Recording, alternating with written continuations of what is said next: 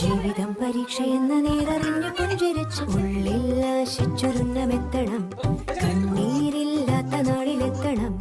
പൂജ്യത്തിൽ നിന്നു മുന്നിലെത്തുവാൻ ഇത്രയും നേരമോ ഇത്രയും ദൂരമോ. ഉള്ളിൽ ആശിച്ചൊരുന്നമെത്തണം.